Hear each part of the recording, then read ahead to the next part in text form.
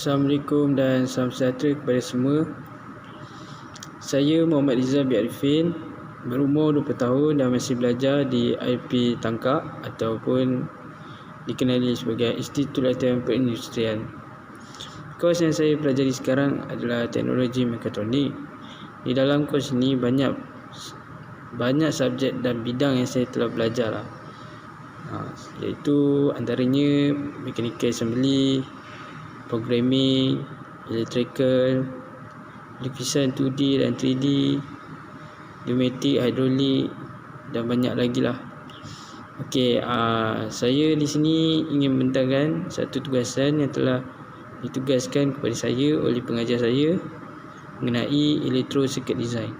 Electro circuit design ini terbagi kepada dua, iaitu hidrolik dan pneumatik. Apa itu hidrolik? Hidrolik ialah satu sistem yang menggunakan cecair berdalur atau minyak untuk menghasilkan daya gerakan pada DC. Manakala pneumatik pula adalah sebuah sistem yang menggunakan tenaga angin atau tekanan udara sebagai penggerakannya. Ianya lebih cepat responsif dan lebih murah berbanding dengan komponen hidrolik. Contoh hidrolik yang kita boleh nampak sekarang adalah mesin pelarik, traktor, lori, mesin pertanian dan banyak lagi lah. Dalam nita ini saya menggunakan sekuen AB plus, second AB minus, CD plus, second CD minus, C plus, second C minus dan D plus, second D minus. Mesin yang saya buat adalah sebuah mesin pembuatan air tin atau dikenali sebagai Carnot water filling machine.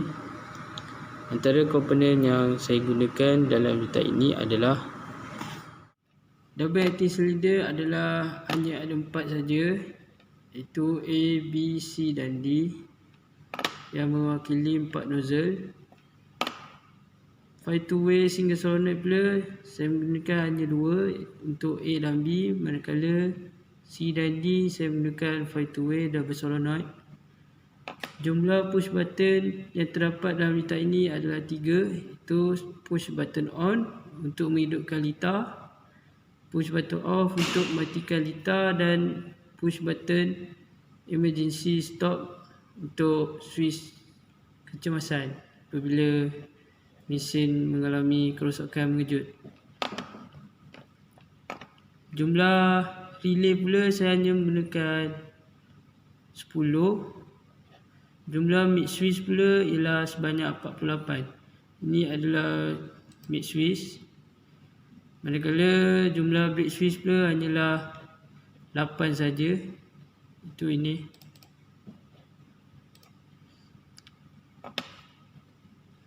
Jumlah timer pula saya hanya menggunakan 4. Di sini ada timer 1, timer 2, timer 3 dan timer 4. Valve solenoid pula saya menggunakan 6 yang mewakili solenoid yang digunakan. Y1 untuk A, Y2 untuk B, Y3 untuk C, C+, Y4 untuk C-, Y5 untuk D+, dan Y6 untuk D-. Seterusnya saya akan menerangkan tentang pergerakan litar ini.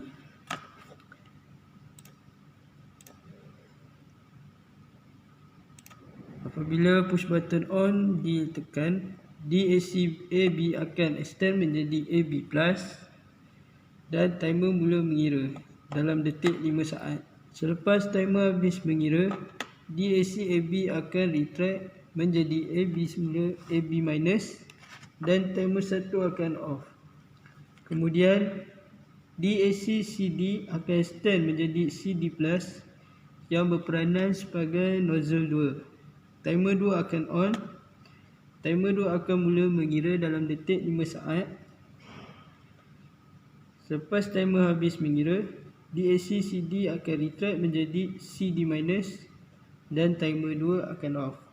Selepas itu timer DAC C akan extend menjadi C plus dan timer 3 akan on. Timer 3 mula mengira dalam detik 5 saat. Selepas timer habis mengira, DAC C akan retract dan berubah kepada C minus. Timer 3 akan off. Yang terakhirnya adalah DAC D akan extend menjadi D plus.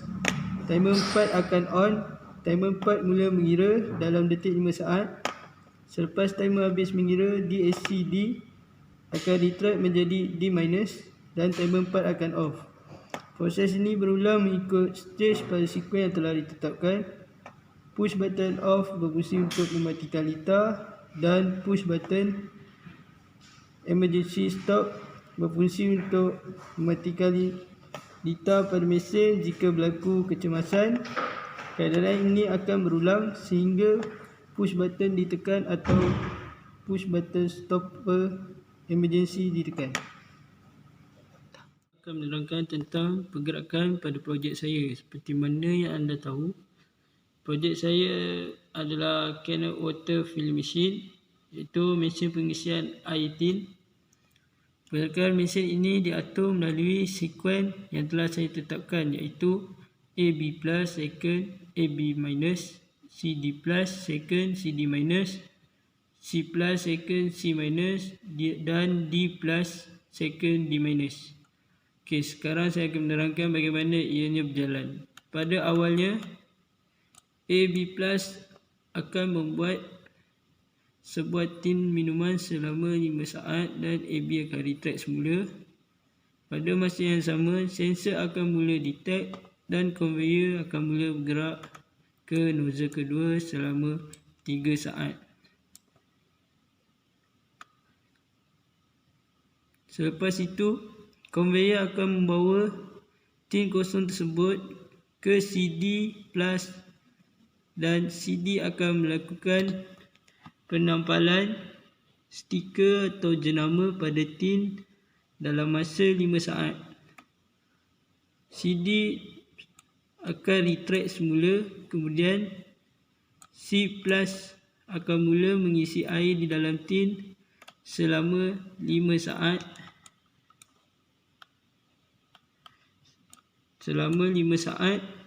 Dan retract semula selepas kiraan timer habis. Conveyor akan membawa tin berisi air itu terus ke D plus dan D plus akan extend sebagai proses penutupan tin selama 5 saat.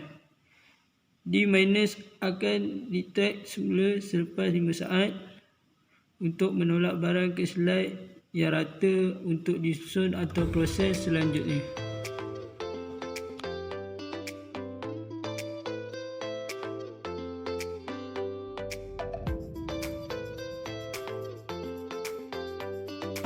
Okey, sekian dari saya, Muhammad Rizal. Saya berharap video yang saya kongsikan kepada anda semua dapat memberi pengetahuan baru dan menarik minat anak-anak muda semua. Sekian, terima kasih. Assalamualaikum. Bye-bye.